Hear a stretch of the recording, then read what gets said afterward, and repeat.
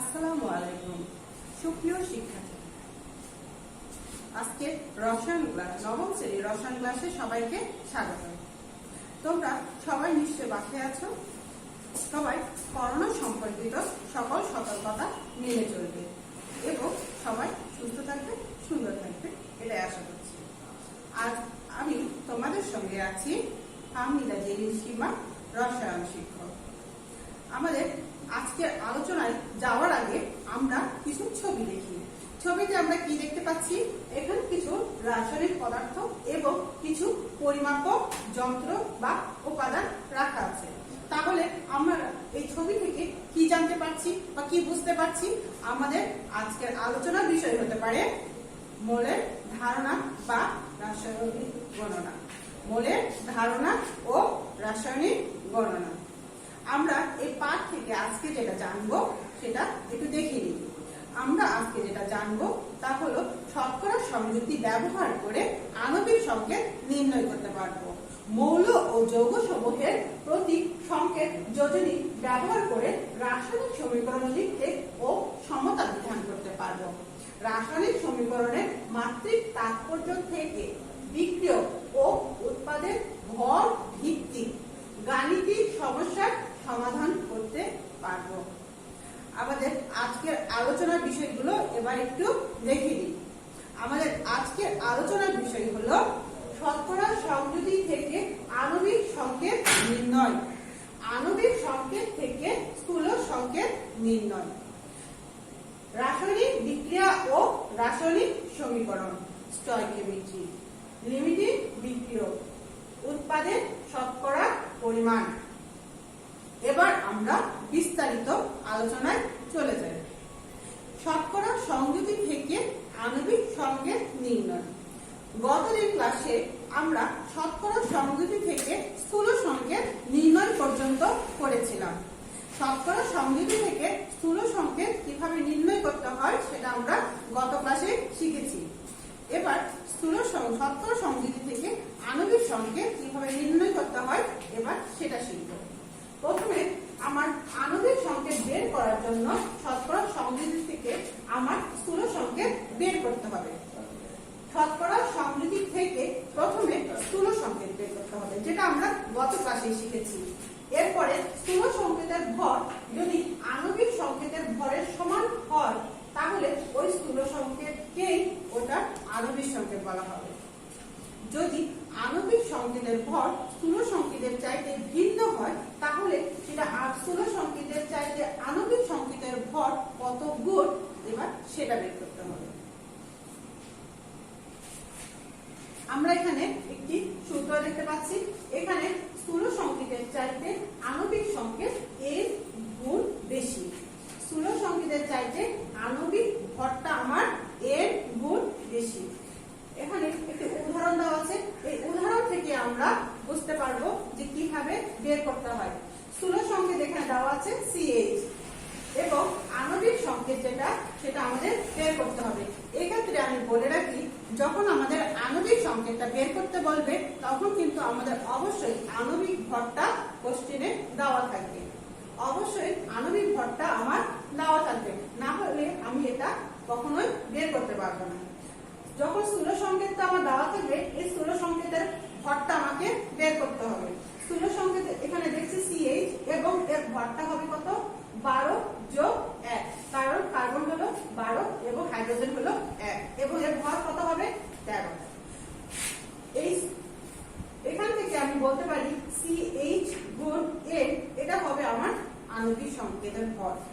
এই CHN সমান কিন্তু আমার ওই যে দেওয়া আছে আণবিক ভর 78, এটা হলো আমার সেই 78। তাহলে 13 ইন্টু N সমান আমার 78। তাহলে N সংখ্যা কত সমান কত পাচ্ছি? 6। তাহলে আমার আণবিক সংকেত হলো C6H6। এখানে N এর মানটা আমার যে মৌলগুলো আছে সেই মৌলগুলোর পাশে যখন আমি বসিয়ে দিব তখনই কিন্তু আমি আণবিক সংকেতটা পেয়ে যাব। এরপরে আসছে রাসায়নিক বিক্রিয়া। রাসায়নিক বিক্রিয়া কি? যে রাসায়নিক বিক্রিয়াকে সংক্ষেপে উপস্থাপন করার জন্য যে সমীকরণ ব্যবহার করা হচ্ছে সেই সমীকরণকে রাসায়নিক সমীকরণ বলা বলা হয়। রাসায়নিক বিক্রিয়াকে সংক্ষেপে প্রকাশ করার জন্য আমরা যে সমীকরণ ব্যবহার করছি সেটা হলো আমার রাসায়নিক সমীকরণ। রাসায়নিক সমীকরণগুলো আমার কি হয়, বিক্রিয়কগুলো বামে থাকে এবং উৎপাদগুলো ডানে থাকে। যদি একাধিক বিক্রিয়ক থাকে তাহলে বিক্রিয়কগুলোর মাঝে আমার যোগ চিহ্ন দেওয়া থাকে এবং উৎপাদগুলো যেটা থাকে সেখানে উৎপাদ এবং বিক্রিয়কের মাঝে হয় সমান চিহ্ন অথবা তীর চিহ্ন দেওয়া থাকে। যখন আমার সমান চিহ্ন দেওয়া থাকবে তখন বুঝতে হবে যে বিক্রিয়ক এবং উৎপাদের মাঝে আমার অবশ্যই সমতা করা আছে। সমতা হলো যে যত সংখ্যক বিক্রিয়ক আমার মৌলগুলো পরমাণু থাকবে, মৌল বা পরমাণু থাকবে, ঠিক সেই সংখ্যক পরমাণু আমার উৎপাদেও থাকবে। এটাই হলো আমার সমতা। সমতা হলো বিক্রিয়কের পরমাণু সংখ্যা এবং উৎপাদের পরমাণু সংখ্যা আমার সমান থাকবে। এখানে আমরা কিছু বিক্রিয়া দেখতে পাচ্ছি। এই বিক্রিয়াতে আমরা কিছু সিম্বল ব্যবহার করেছি। রাসায়নিক বিক্রিয়াকে সংক্ষেপে প্রকাশ করাকে আমরা বলছি রাসায়নিক সমীকরণ। এই সমীকরণটাকে আমরা বিভিন্ন সিম্বল দিয়ে বিভিন্ন কিছু আমরা নির্দেশ করি। যেমন এখানে কার্বন সাথে S দেওয়া আছে, অক্সিজেনের সঙ্গে G দেওয়া আছে, এখানেও কার্বন ডাই অক্সাইডের সঙ্গে G দেওয়া আছে। এই S দিয়ে বোঝাচ্ছি এটা একটি কঠিন অবস্থা এবং G দিয়ে বোঝাচ্ছি এটা একটি গ্যাসীয় অবস্থা। আবার এখানে আমরা এই Cl এর সঙ্গে AQ দিয়েছি। AQ দিয়ে বোঝাচ্ছি অ্যাকুয়াস সলিউশন অর্থাৎ জলীয় অবস্থা। আবার ওই যে ওখানে দেখতে পাচ্ছি ওয়াটার, তার সঙ্গে একটি L দেওয়া আছে, ওইটা দিয়ে বোঝাচ্ছি আমি এটা তরল অবস্থা। আবার এখানে দেখতে পাচ্ছি ম্যাগনেসিয়াম নাইট্রেটকে যদি আমার তাপ দেওয়া যায় তাহলে ম্যাগনেসিয়াম অক্সাইড, নাইট্রোজেন ডাইঅক্সাইড এবং অক্সিজেন উৎপন্ন হয়। এখানে তিন চিহ্নের উপরে একটি ত্রিভুজ আছে। এই চিহ্ন যে বোঝাচ্ছি এখানে অবশ্যই আমার বিক্রিয়াতে তাপ দেওয়া হয়েছে। বিক্রিয়ার সমীকরণ লেখার সময় আমরা এই ধরনের চিহ্ন ব্যবহার করে বিভিন্ন কিছু নির্দেশ করি।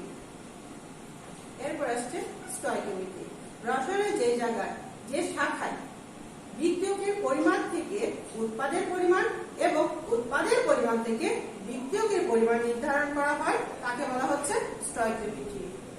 স্টয়কিওমেট্রি হলো একটি পরিমাপ যেখানে আমার বিক্রিয়কের পরিমাণ এবং উৎপাদের পরিমাণ নির্ধারণ করা হয়। এখানে আমরা একটি উদাহরণ দেখতে পাচ্ছি। ম্যাগনেসিয়াম 2 পরমাণু ম্যাগনেসিয়াম বা 2 মোল ম্যাগনেসিয়াম 1 মোল অক্সিজেন অণুর সঙ্গে বিক্রিয়া করে 2 মোল ম্যাগনেসিয়াম অক্সাইড অণু উৎপন্ন করেছে। আমরা জানি ম্যাগনেসিয়ামের ভর কত? 24। এখানে দুটি পরমাণু ম্যাগনেসিয়াম আছে, সুতরাং এখানে 24 গুণ 2 অর্থাৎ 48 গ্রাম এখানে বিক্রিয়া করেছে। আবার অক্সিজেনের ভর আমরা জানি 16। এখানে 1 অণু অক্সিজেন মানে 16 গুণ 2 মানে 32। তাহলে 48 গ্রাম ম্যাগনেসিয়াম 32 গ্রাম অক্সিজেনের সঙ্গে বিক্রিয়া করে এবং এখানে যে ম্যাগনেসিয়াম 2 অণু ম্যাগনেসিয়াম উৎপন্ন হয়েছে তার ভর হলো 80 গ্রাম। তাহলে 48 গ্রাম ম্যাগনেসিয়াম 32 গ্রাম অক্সিজেনের সঙ্গে বিক্রিয়া করলে 40 গ্রাম ম্যাগনেসিয়াম অক্সাইড উৎপন্ন হয়। এভাবে আমরা যে কোনো রাসায়নিক বিক্রিয়ার সাহায্যে যখন আমরা উৎপাদের পরিমাণ অথবা বিক্রিয়কের পরিমাণ নির্ধারণ করব তখন কিন্তু আমাদের অবশ্যই এই ধরনের বিক্রিয়ার সাহায্যে আমার সেই সমস্যার সমাধান করতে হবে। প্রথমে কিন্তু আমাকে বিক্রিয়াটা লিখতে হবে, লেখার পরে তারপরে সেই হিসাব থেকে আমার সেই সমস্যার সমাধান করতে হবে। এখানে আমরা একটা সমস্যা দেখি। সমস্যা এরকম যে 5 গ্রাম ম্যাগনেসিয়াম কত গ্রাম অক্সিজেনের সাথে বিক্রিয়া করে ম্যাগনেসিয়াম অক্সাইড তৈরি করে। আমরা এর আগের উদাহরণে দেখলাম যে 48 গ্রাম ম্যাগনেসিয়াম 32 গ্রাম অক্সিজেনের সঙ্গে বিক্রিয়া করে 40 গ্রাম ম্যাগনেসিয়াম অক্সাইড উৎপন্ন করতে পারে। তাহলে সেই সমীকরণ থেকেই যদি আমি আসি তাহলে আমি বলতে পারি 48 গ্রাম ম্যাগনেসিয়াম ধাতু বিক্রিয়া করে 32 গ্রাম অক্সিজেনের সাথে। তাহলে 1 গ্রাম ম্যাগনেসিয়াম বিক্রিয়া করতে পারে 32 ভাগ 48 গ্রাম অক্সিজেন এবং 5 গ্রাম ম্যাগনেসিয়াম বিক্রিয়া করে 32 গুণ 5 ভাগ 48 সমান 3.33 গ্রাম অক্সিজেন। আমরা এই ধরনের যে কোনো সমস্যায় আসুক প্রথমে কিন্তু আমরা সেই বিক্রিয়াটা লিখব লিখব, বিক্রিয়া লিখে সেখান থেকে আমরা এই ধরনের সমস্যার সমাধান করব। এরপরে আসছে লিমিটিং বিক্রিয়ক। লিমিটিং বিক্রিয়কটা হলো যখন একাধিক বিক্রিয়ক বিক্রিয়া করে উৎপাদ তৈরি করে, অর্থাৎ বিক্রিয়া সংঘটিত করে, তখন কিছু কিছু বিক্রিয়ক বিক্রিয়া শেষে আর অবশিষ্ট থাকে না।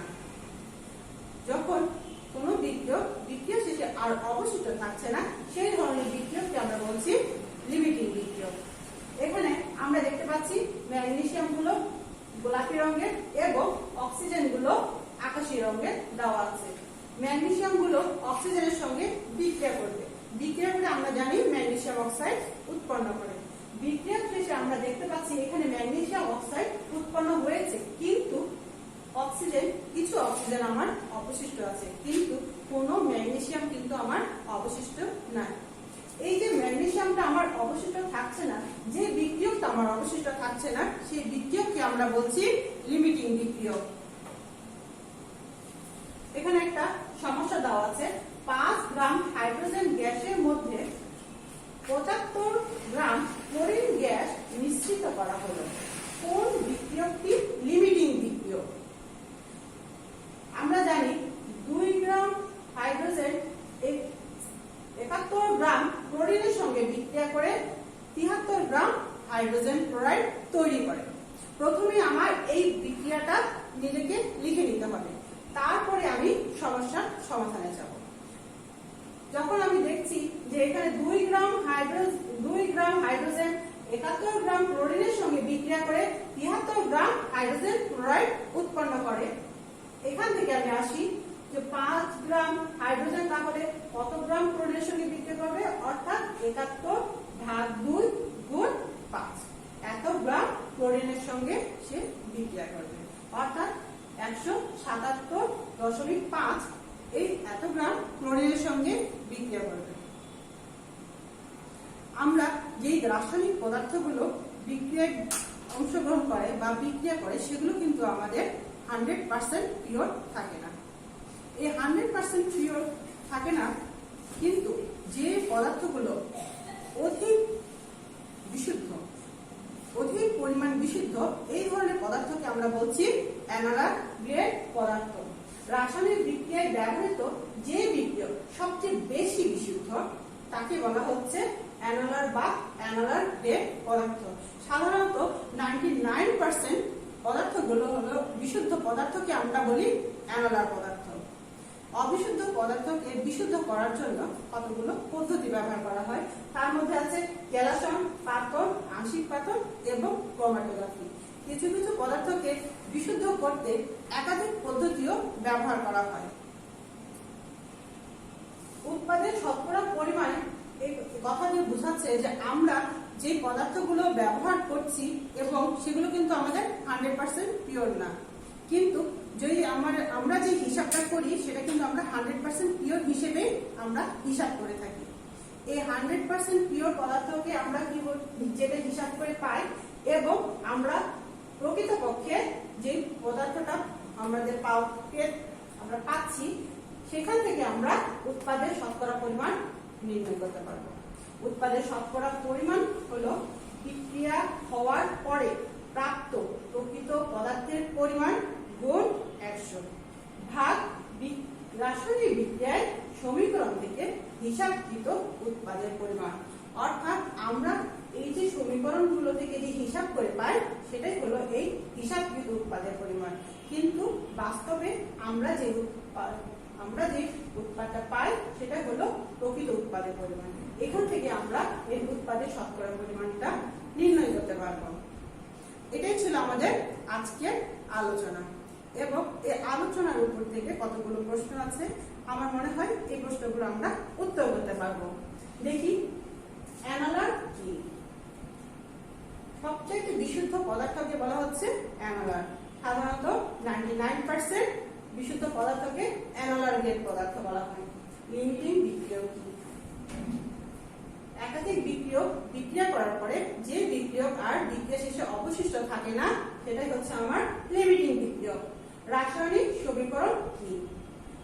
রাসায়নিক সমীকরণ হলো রাসায়নিক বিক্রিয়াকে সংক্ষেপে প্রকাশ করার জন্য যে সমীকরণ ব্যবহার করা হয় তাকে বলা হয় রাসায়নিক সমীকরণ।